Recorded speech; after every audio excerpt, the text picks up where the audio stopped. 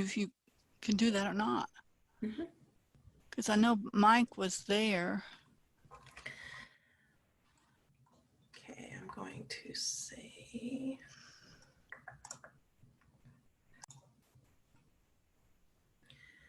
All right, welcome everyone. Thank you so much for joining us for our rescheduled What to Do with 4th of July events, a roundtable conversation. I first of all just want to thank everyone for joining us again and apologize for the issues that we experienced last Thursday, but I really feel like this is going to be a much better format. We've done some testing and some troubleshooting, and we've made sure that we can definitely hear people as they raise their hands and chat with us. So that's the great news piece of this. I would say, just over the past several weeks, we've heard a lot of members reaching out, asking about what to do with their 4th of July events. And I know we've heard lots of different folks come up with some ideas for how they can modify the events that they're looking at doing. And so we felt like it would be a good opportunity to just hear from other members and hear what they're doing. So at either the top or the bottom of your screen, you should see the option to raise your hand. If you raise your hand, I will see it over here and I will be able to unmute your microphone so that you're able to chat with us. If at any point in time you have a question you want to add, that's an option for you. Or if you want to be one of the respondents, maybe somebody has a question that you feel like you've got a great answer for, feel free to chime in and let us hear what you're going to be doing for your 4th of July events. The other options are, we've had a few people chime in and say they don't have a microphone on their computer. So if you just want to ask a question, there is a question and answer window where you can type in a question. There's also a chat window where you can type in a chat conversation. So Kay and I will be running this and we'll try to get to everyone's questions, but I thought maybe just to start it off to sort of get the ball rolling, we have a few people who are attending who are willing to share what they're doing with their 4th of July events. And so Mike and Sandy, if y'all want to go ahead and raise your hands and we can just kind of get a brief idea for what you've got going on in your own communities. So we're going to start off with Mike Baxter from Tomball. And let's see, looks like your microphone is open. Mike, you want to go ahead and tell us a little bit about what you're doing with Tomball's 4th of July events? Sure. Traditionally, we have held a big July 4th celebration and street festival. The street festival alone would bring in about 20,000 people, and then there would be an additional 20,000 people in their vehicles parked all around the city to watch the fireworks show. So this year we opted to go with fireworks only and eliminate that street festival because of packing 20,000 people on the street in about a 3-hour window. Right. So that meant eliminating bands and vendors, our giant kids zone, telling sponsors we're sorry, but it's not going to happen. Our tribute to veterans and active duty military. And then the only thing, like I said, we retained was the fireworks show. And what we're doing this year is the city owns its own low-powered FM radio station. And that's KTTF FM. KTTF stands for Tomball Texan for Fun. And it's on 95.3 FM and can be heard only pretty much within the city limits. So we're creating a 60-minute music bed of classic rock and classic country hits that'll play, and within that 60 minutes will be peppered with messages from the mayor about social distancing and things like that, and inviting people, welcoming them to Tomball. Then the remaining 30 minutes on top of that will be the patriotic music, traditional, what you would expect during a fireworks show. So we'll have a 60-minute lead in with the 30 minutes during the fireworks. So because of the conditions that we have right now, we're calling it our July 4th fireworks show. And then the subtitle is Social Distancing with a Bang. So nice. That's kind of the route we're taking right now. And what's the community reaction been so far as you've started advertising that that's how it's going to work? We put this message up about a week ago that it was going to happen, and on our social media, and in press releases. On social media alone, we've already had 20,000 people chime in with thumbs up or hearts or whatever it happens to be. So they're just happy that the city is still going to do something. You know, some of you have seen the list that I put together, and you know, there are quite a few cities around the state that I've contacted that are actually canceling their event this year. So the fact that we're at least doing fireworks is a positive. Absolutely. That's great. Sandy from City of Richardson was also going to chime in. So Mike, I'm going to go ahead and mute you. And Sandy, I'm going to turn yours on. Let's see here. There you go. Your microphone is open. Thank you. I'm actually on for Jeff Fairchild, and we're with the City of Farmers Branch. Oh. I know he used Sorry to be about there. that. Hey, I know, no worries. Sorry about that. No worries. So we're kind of in the same situation. We normally have a large, huge historical park event locally there that brings in about 7,000 people, sometimes up in the 10,000s. And we just actually made the decision today, and we're just kind of finalizing everything, that we're going to partner with the local college, and we're doing a drive-in high-level show. So we're going to scale it way down. Basically, there won't be any of the same things that Mike was mentioning. No food, no drink.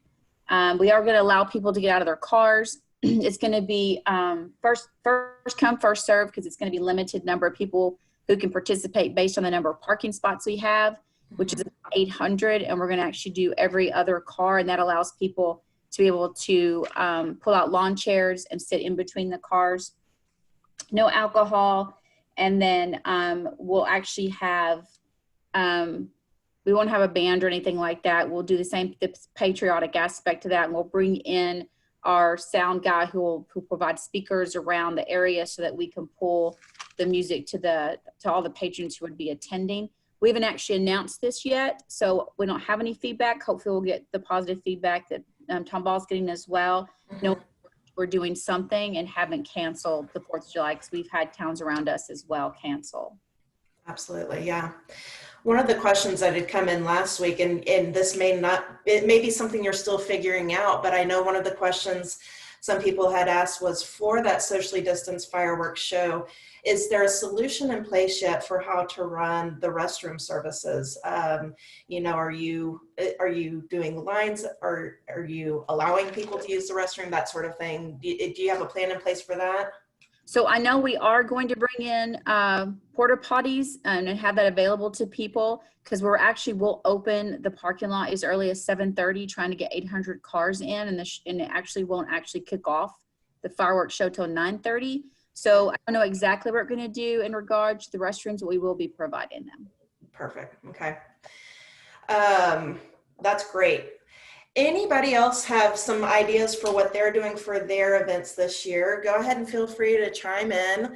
I know one of the questions we received last week was also regarding parades. So I'd say if you have a parade, go ahead and raise your hand and we'll hear what you're doing. It looks like Holly is available to share a little bit. So Holly, I've unmuted your microphone. Well, let's see, unmute. Can you hear me? We can, yes, we can. Thank you. Okay. So Holly Lakerman with the City of Temple, and just like everybody else, we've had a one-day family fun fest, brings about 10,000 people. Since we are a city, obviously we have most of our events in city parks. This year actually was a year that we were going to move our event to a larger park. Actually, one of our new parks just got finished because we've outgrown our current location. So this actually ties in as a perfect timing. So what we're gonna do is fireworks only. So we got rid of all the other activities, vendors, bands.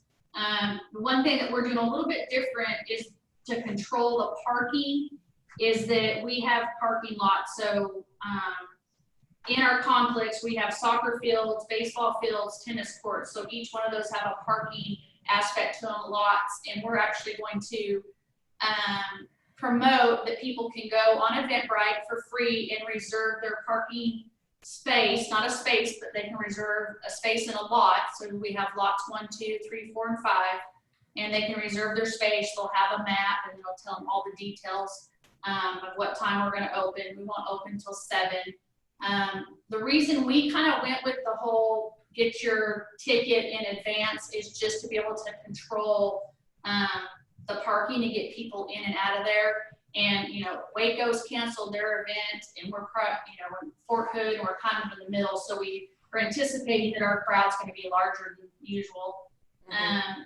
So we're working on that on the ticketing thing.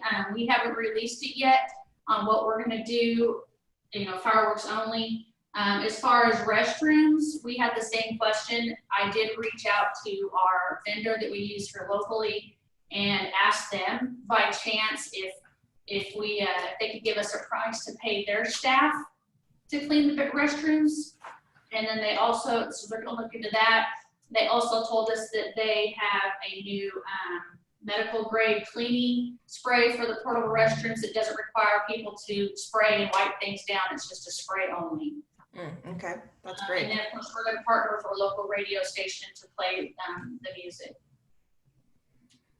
That's fantastic. Thank you. Yeah, I mean, that's definitely, so it's sounding like a lot of folks are going to be doing the option to have the fireworks be the kind of piece of the puzzle that you're able to keep going. I mentioned we did get a question about parades, and so I'd be curious to know if anybody on the line has done anything with parades or is planning to do anything with parades. Looks like we've got another hand raised here. So Jennifer, let's go ahead and mark you. Your microphone should be open. Yes, I am Jennifer Krupa. I'm with the city of Fredericksburg, Texas. And we have typically have had a July 4th parade that's put on by a local group of citizens. The city supports that event, but it's put on by a group of volunteers. And so they are trying to make a decision. We're looking at June 15th to make that final decision. But my question would be, is anyone else on this phone call even considering having a parade or only doing fireworks? We do have fireworks in the evening as well. We're going to move forward, but I'm really concerned about the parade and not being able to keep the distance with the spectators, those on the floats, and then sticking all of our staff, our police, our fire, our streets department out there in the crowds, which can be up in the thousands of people. Right, absolutely. Yeah, folks, if you maybe don't have a microphone on your computer, go ahead and feel free to answer in the chat window. We'll check it out there as well. It looks like Michelle Hawkins is able to hopefully respond to that. Let's see. Can you hear me? We sure can, Michelle, we can hear you. I'm Michelle Hawkins. I'm with the City of Plano. We're looking at doing a reverse parade. So the parade components can be static, they stay put, and spectators drive through. We're moving it to our convention center's parking lot, since the convention center is not going to have anything going on that day. And that way each component can socially distance, and then the spectators just drive through. Perfect. Yeah, it looks like Lindsay Stansel mentioned in the chat window, they did something similar. They did a reverse parade for their Memorial Day weekend, and it was a big success, she said. We had people drive through their middle school parking lot and really saw great success with that. Everyone loved it. So I saw something similar with the Portland Rose Festival where they sort of did a reverse parade as well. So I do think that's an option, but yeah, I agree with you guys on the concern for trying to bring people together into one centralized space, especially with all of the extra resources that it takes from the facility support side of that. Victoria Aravello, let's see, let me unmute you real quick. Looks like your mic should be open now. Okay, can you all hear me? We sure can.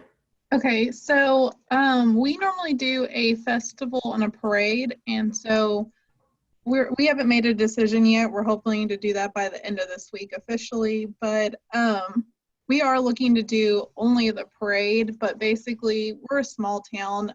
We got swallowed up by Houston, basically, we're landlocked. So instead of doing our normal parade route, which leads into the festival, we were thinking about doing like a vehicle only parade that just does a big loop of the city. That way you encourage people not to all gather in our normal route where it normally would end up with thousands, but just more of like, hey, come out of your, out of your house or the end of your street, and this is our route. So that's what we are pushing more towards. But like I said, we don't have the firework option.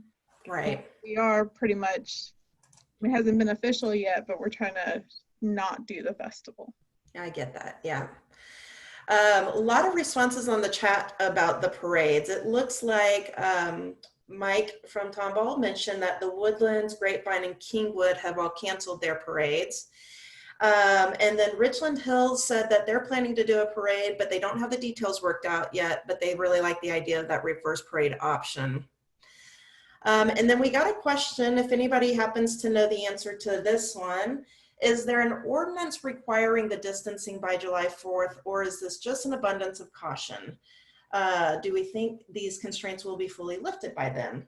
I'm looking for anyone who might be excited to be fully open. Is there anybody out there who is considering being fully open for their event? Go ahead and feel free to raise your hand or type into the chat window for that. And while we wait for that, I will say I don't think there is an official ordinance right now from the governor that specifies mass gatherings or group events. I will say I know that there's a couple of associations that we're working on trying to get some clarification about what the guidance is on that, because I believe as of right now, and anyone can feel free to jump in and correct me if I'm incorrect, but the idea is that there are specifications on social distancing and but I don't know that mass gatherings are specifically called out as far as how many numbers of people can gather together right now. Let's see, I got another note about Richland Hills. It says that they have canceled all of their other July 4th activities and entertainment. So they are still planning on looking at doing that parade, but everything else is looking at being canceled. All right. So yeah, anybody, feel free to raise your hand if you are looking at doing more activities, or even if you've got a plan in mind for when you think things will open back up. You know, that's another thing for us to be thinking about. And I believe it's going to be one of our webinars in the coming weeks, is to talk about when things do open up, what are some of the new precautions we need to take, or some of the new steps we need to take. Let's see. You know, Jeff Krebs, I don't know if you're able to chime in on any of these, but if you have some thoughts on events coming back, you might be somebody who's got some good info on it, just because you work with a lot of folks. So I'm going to go ahead and turn your mic on. There you go. Hey everyone. Thank you, Jessica. I apologize. I'm outside, so there may be some noise in the background. We work with a lot of clients for Independence Day events, and you know, we've seen everything from one extreme to the other. We have had some clients who've canceled everything. We've had a couple of clients who are pushing their events back to the fall.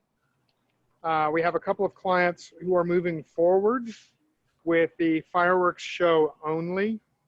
And still we have other clients that are offering additional entertainment other than the fireworks show, but they've modified it some. So a good example of that would be, you know, the city of Ennis, for example. Originally, they were going to have bands and food trucks and bounce houses and invite the local community out to one of their larger city parks. It's a pretty expansive space. And last year we filled it to about probably 35 or 40% occupancy with about 5,000 people, followed by a fireworks show. This year they're abandoning the children's activities, the bounce houses. The food trucks are going away. There's something going to encourage people to pack a picnic basket. They'll encourage people to set up socially distanced apart. We'll do a movie screen instead of a stage, so they can do a movie night followed by the fireworks show. So we've literally seen from one extreme to the other. Yeah. And at this point, I don't know that any one way seems to be the right way. For the most part, the community seems to be happy as long as something is happening, whether it's downsizing to fireworks or changing what the original plan was. I think people are just anxious for something to do to get out of the house. So. Right. And one other point to maybe touch on, Jeff, I know you and I have talked about it a little bit, is just the idea of when you do start coming back into the event space and even finding all of the resources that you need available to you, and making sure your suppliers are stocked with all the pieces that you need. Have you run into any issues with that for any of the events you've worked on? We have.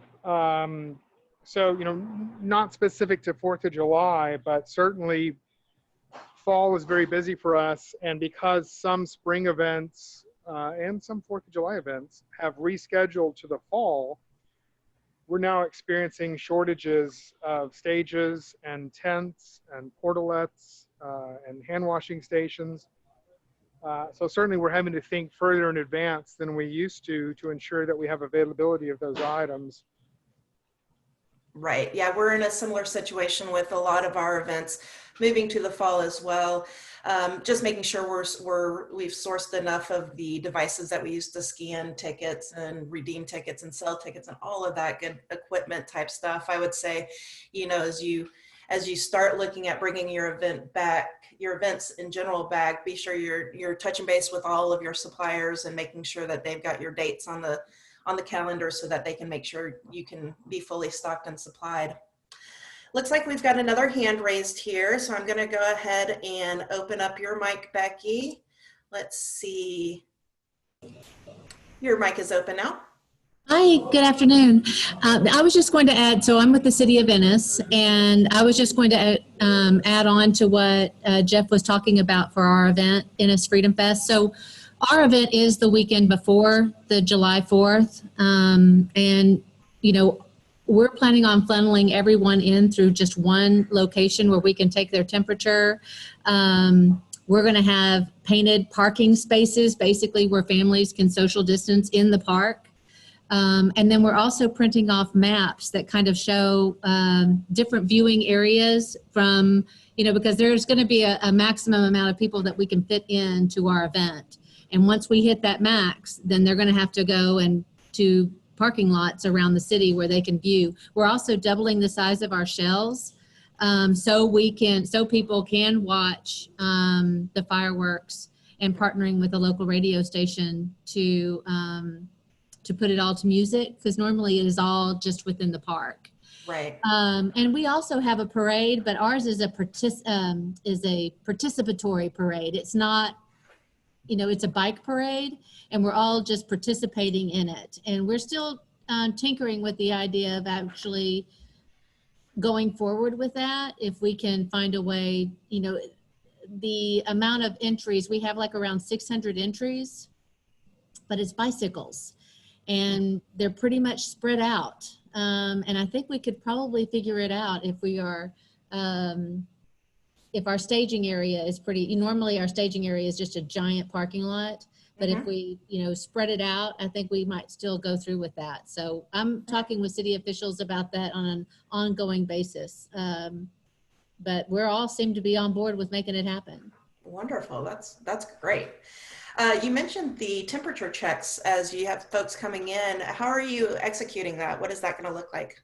So we bought, actually we bought it from Epicenter, the Tari, he could probably tell you, but essentially people can walk through. We're going to have one location, and as people walk in, they don't even have to be in front of it. It will basically, and we've even tested it even this morning when we reopened our city offices, we had more than 20 people go through at one time. And none of, and we were able to check all of their temperatures all at one time. Oh, wow. That's pretty great. Fascinating piece of equipment. And we're really excited about it. All of our parks is looking to purchase these, and our school district is looking to purchase these for all of their events. So that's great. Yeah, I've definitely seen that as something that some of the arenas and more of the venue type places that we work with are implementing some of those temperature checks as well. So I think that's going to be something that we start to see going forward as potentially maybe one of those new norms that we are just start to get used to as we attend mass gathering types events. So that's great, Becky. Thank you so much. So we had a question come through. Lindsay Stansel, City of Colony, asked if we can get some more information on that temperature check station mentioned. And so Jeff, you might be the right person to chime in on that. If that's where City of Venice was able to get theirs from. Lindsay, I'll let you know once Jeff raises his hand. Oh, great, here he is.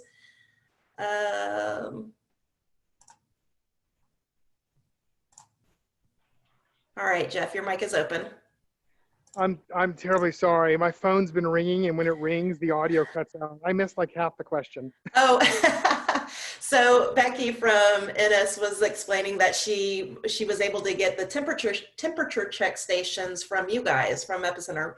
And so Lindsay Stansel from City of Colony asked if you could provide a little more information about what those temperature check stations are. Oh, I sure can. In fact, that's the reason I'm outdoors today. I'm doing demos here locally. We actually have two different brands of these temperature check stations. And basically what these are is these are automated devices on their own stand, and they automatically read body temperature of a crowd of people that are located between 18 inches and 18 feet away from these sensors. So they're great to put at pinch points like entrances, queue lines, those types of areas. And it's capable of reading the body temperature of numerous individuals at any one time.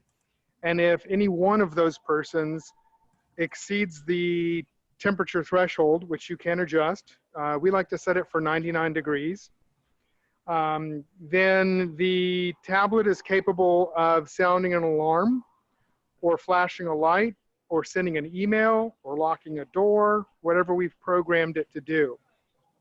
So for instance, in a festival situation, we will place these at the entry gates, and it will alert the security staff at the gate if anybody entering the gates is running a fever.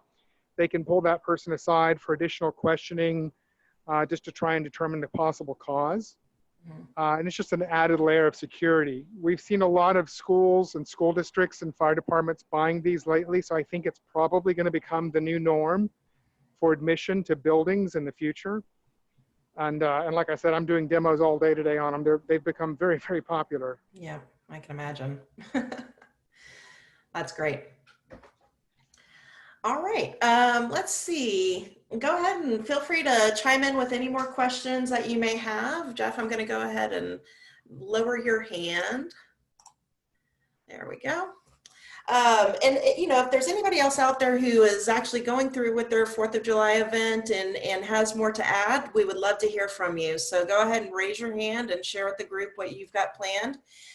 Or if you have any questions that you want to type in on the questions and answers screen, that's a great opportunity, as well as the chat window. We're monitoring that as well. So let's see. So we've covered restrooms and we've covered parades. And I think the fireworks show are going to be a great option for a lot of folks. Let's see.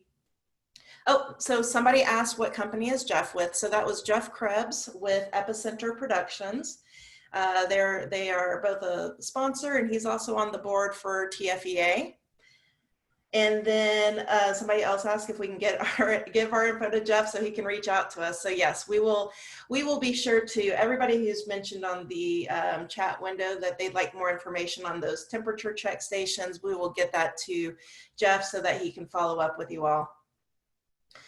Let's see. It also looked like somebody was asking for a link. So Jeff, if you have a link to that temperature check station where they can read some more information on it, that would be great. You can, well, I know you're kind of out and about right now, but potentially what we can do is send the link as a follow-up so people can get more info about it.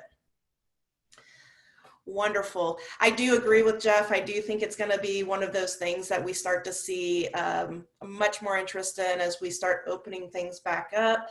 And like Shannon mentioned earlier in the conversation, I think we're all just looking forward to that moment in time when the constraints will be lifted and we can all kind of gather back together again in a normal environment. So let's see, anybody else on the line who wants to share what they're doing with their events? I'd love to hear a couple more. lots of interest in the temperature check station, so that's great news. I do think that's going to be one of those that we see a lot of input from. All right. Well, while we wait for some more questions to come in, I'll go ahead and remind you all that we have another webinar coming up on Thursday. It will be at our regular scheduled time. That will be Thursday at 2:30, and that one's going to be run by Jay Downey at Main Street Arts Fest in Fort Worth, and he's going to be moderating the discussion, but we're going to be talking about how to stay in touch with our stakeholders during this time. So last week we had a great presentation on marketing in general, and that was largely geared towards getting the word out to your customers and your attendees. This week, we're going to be talking about communicating with your volunteers and your sponsors and your kind of VIP folks who are related to your events as we go through these weird times of having postponements and cancellations. So be looking forward to that on this Thursday at 2:30. I did get a great question on the questions and answers page and would love to have someone chime in with an answer for this one. The question is, for the people that have canceled their events completely, can you give a little more insight as to what drove that decision? Was it a lack of funding? Was it too hard to enforce distancing? What were some of the reasons that you came to that conclusion to decide to cancel your event? I think there's a lot of people on the line who are probably still in that phase of not deciding yet and haven't had the final decision made on whether to cancel or postpone or go with a limited version of it. And so if anybody on the line has canceled their 4th of July events, we'd love to hear some conversation about that. Mike, let's go ahead and open up your microphone here. You should be able to talk now. Yeah, like I've said, you know, we are keeping the fireworks aspect, but the street festival, we saw that it was really necessary to shut that down. What we do is get permission from TxDOT to actually close Highway 249 business 249 through Tomball, and we have about a 1/4 mile stretch, maybe a 1/2 mile stretch of road that we would put this whole event into. So the last time that the 4th of July fell on a Saturday, we actually counted more than 20,000 people come into that area, and it was elbow to elbow. I mean, it was just packed with people. And then when you threw in all the food vendors and the regular merchandise vendors, and then the big cooling tents, I mean, and the stage, everything, we just decided that there was no way there was going to be 6 feet between anybody. I mean, we would have needed miles and miles of road instead of what we had to work with. So that was the primary reason that we decided to actually shut down the festival aspect of the event this year. Right. Yeah. Yeah. I think a lot of people are facing similar options as that, Mike. All right. Looks like we've got another hand raised. So Shanna, I'm going to go ahead and unmute you real quick. There you go. Your microphone is open and able to talk. Yeah, I just had a quick question for the group. I'm with TRWD, and we do the 4th of July event in Fort Worth. One thing that came up in some of our meetings was that the governor could potentially be trying to put out some guidance before June 3rd. So that was kind of our next milestone to watch for. Have you guys heard that at all? Yeah, we'll see if somebody else chimes in with a response to that. But I would say similarly, I've got a lot of people who are waiting until that 1 month out to make their decision. And so I've heard that there's hopefully going to be some more information about a little more guidance on events specifically that we're hoping to hear from the governor.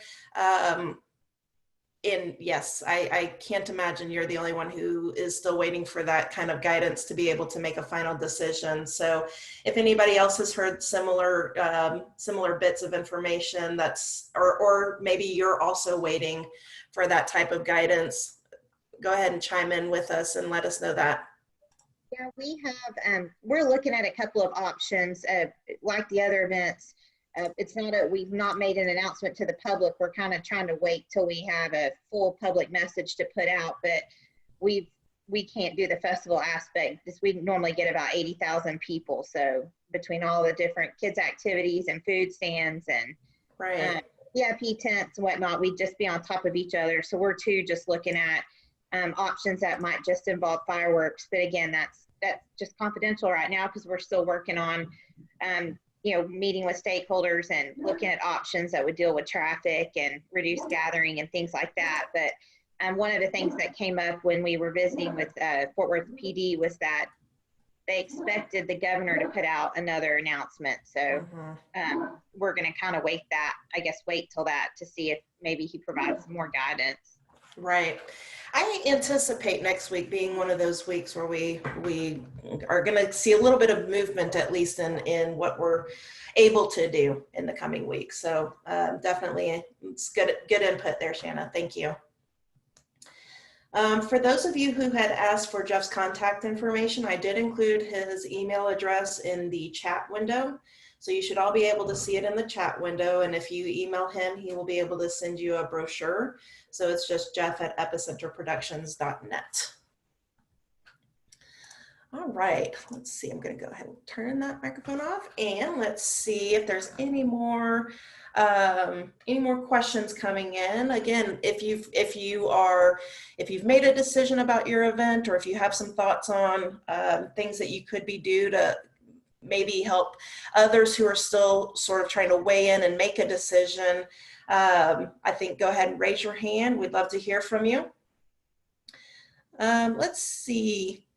In the meantime, Mike, I know you were able to share a list of different events that have canceled, postponed, or are doing limited. Any more to add to that? I know you mentioned that it's kind of a lot all throughout the state of Texas who have done full cancellations. Any more thoughts on that list?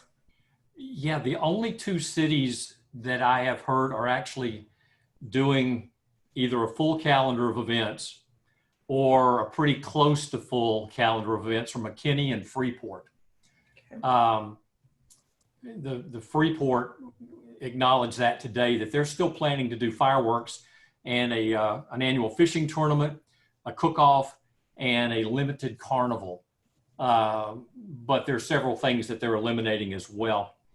As far as cancellations, I had 28 cities have responded pretty much so far, and 7 of those were total cancellations of their fireworks and concerts and things like that. 13 more cities were doing, just the fireworks like we've already discussed. And then there were several that are still on the fence that have not decided what they wanted to do.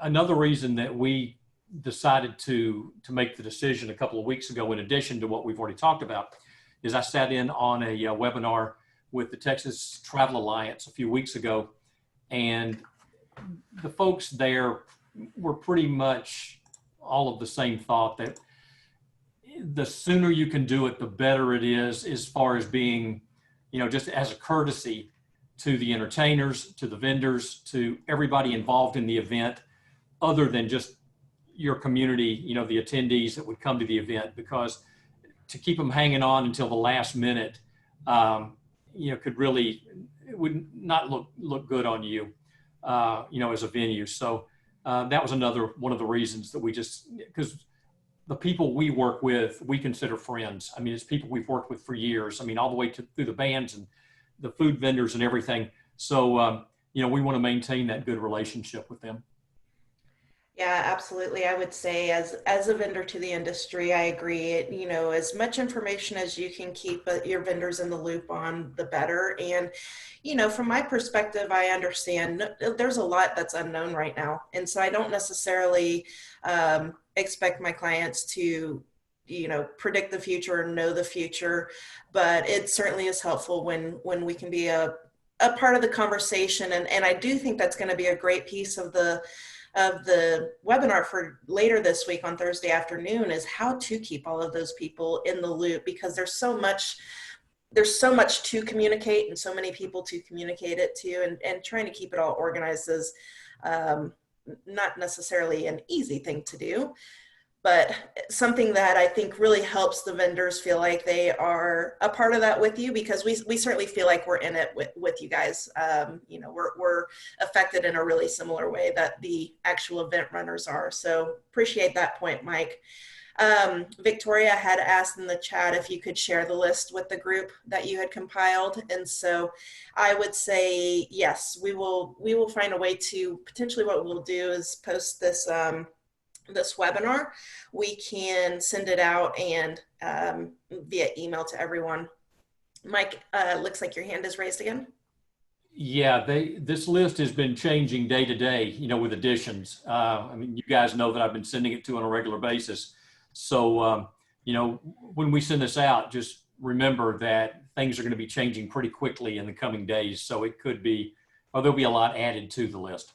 That's a great point, especially kind of like what we mentioned earlier. There's some people who are waiting for that guidance from the governor, hopefully, potentially within the next week. Shanna, I'm going to go ahead and unmute your mic again. Let's see here.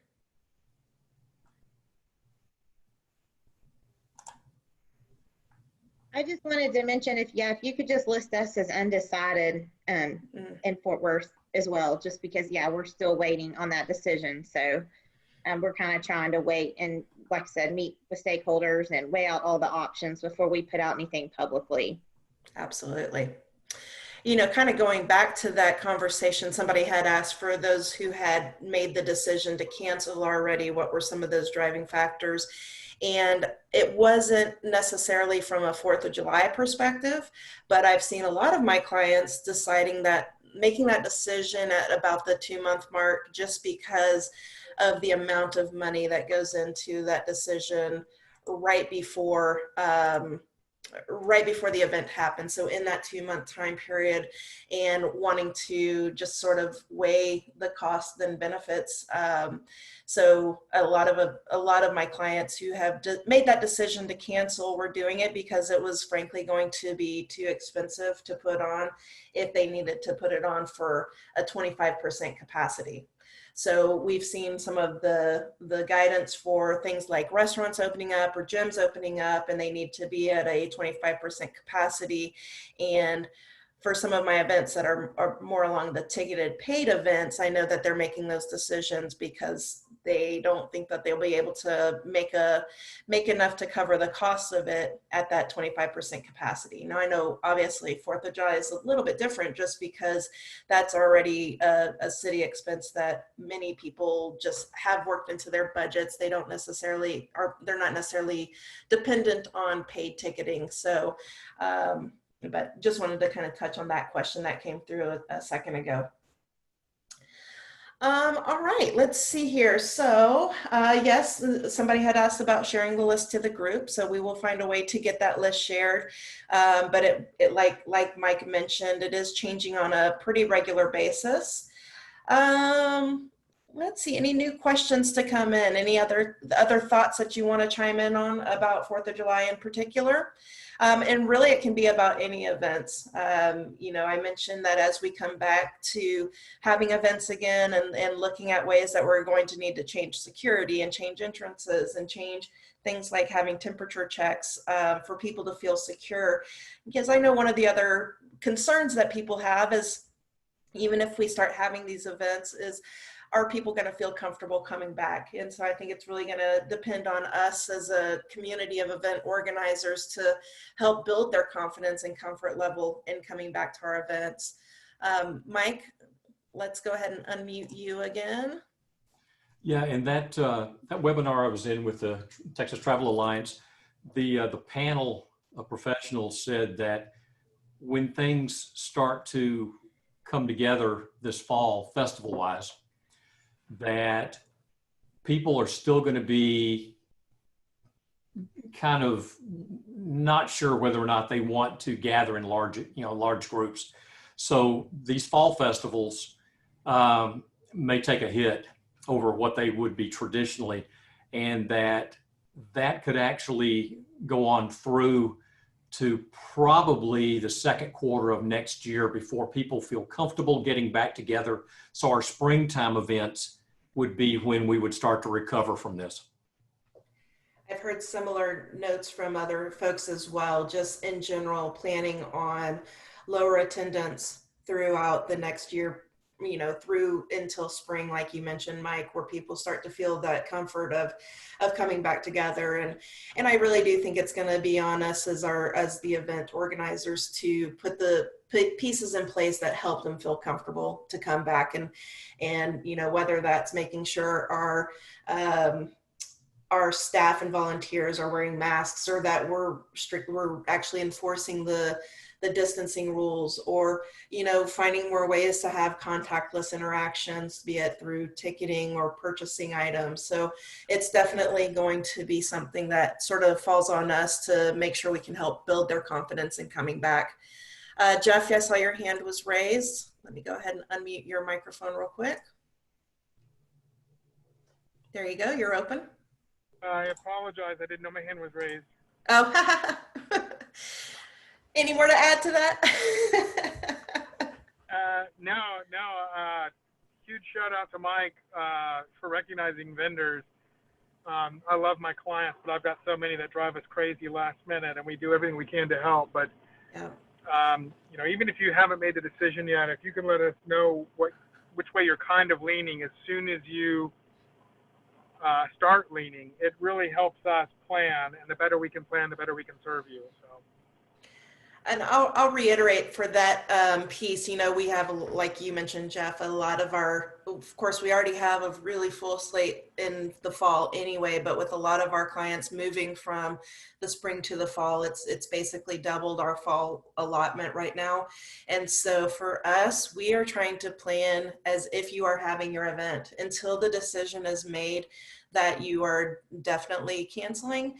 We're trying to at least get an idea for the number of devices you're going to need from us and the equipment you're going to need, so that we can make sure that we've balanced the load, where a weekend that might have had 6 events might now have 12 events. And so we just need to make sure that we've got all of the right supplies in place for everybody to have the support that they need. Because like Jeff said, our biggest goal is to make sure everybody gets a successful event, and we're able to service everybody in the same way we've been able to, you know, for all the years we've been in the industry. So I agree with that, Jeff. Let's, you know, we're planning for the event to happen unless for some reason you really strongly think it's not going to. So all right, anybody else? Let's see, any more questions for the group, or any more conversation? If you want to share what you're doing with your event or your organization, we'd love to hear from you. We have a lot of follow-up items. Again, I mentioned if you were interested in the temperature check station, then we will, I've incorporated Jeff's email address into the chat window. So hopefully you're able to see that there, but it is jeff@epicenterproductions.net. And if you reach out to him, he'll send you a brochure for that, that temperature check station. And let's see, again, I just want to reiterate, we have another conversation on Thursday. That's going to be at 2:30, and we're going to be talking about communicating with your stakeholders. So that's going to be your vendors, sponsors, volunteers, all of the people who really help bring this all together and make sure that your events get off without a hitch. Making sure that you are communicating well with them so that they can stay in the loop with your event. I've gotten a couple of other notes here that just say, you know, you're also able to call the TFEA office if you have any questions for Jeff's contact information or Mike's contact information. We also, Mike Baxter has provided his email address. Feel free to reach out to him. It is mbaxter@tomballtx.gov. I'll put that into the chat window here in just a second. But again, one more thing I'd love to do, if I could hear from attendees on if there's other webinars that would be helpful for you. So this was a special session we ended up calling because there was just so many questions about 4th of July events specifically. But if there is anything in particular that you would like us to cover, go ahead and fill it into that chat window and we'll make sure we get it on the list. We're trying to ensure that we do one every week. We certainly don't have a shortage of topics right now. We've got several lined up for the next few weeks, but if anything starts to kind of rise to the top, we want to make sure we get that filtered in earlier rather than later. So yeah, feel free to suggest any webinars that you think would be helpful, and give us some feedback on if you like this conversation type style, or if you prefer to have more of the presentation with questions and answers at the end. That's also really helpful for us to make sure we're serving the needs for what you need. All right, well, if there aren't any more questions, and I haven't seen any new ones come in, let me go ahead and add Mike's email address to the chat window so you can all have that available, and that can go to all attendees. Here you go. There you go. There's Mike Baxter's from City of Tomball, Texas email address in the chat window if you want to pull that out. And then again, like I mentioned, Jeff at epicenterproductions.net is in there as well. If there aren't any more questions and no more hands raised, then I think we can go ahead and call it an afternoon. We really appreciate everyone's participation. It was a great conversation. I hope it was helpful for many of you. And we look forward to chatting with you again on Thursday afternoon at 2:30 when we talk about communicating with your shareholders. Thank you all so much.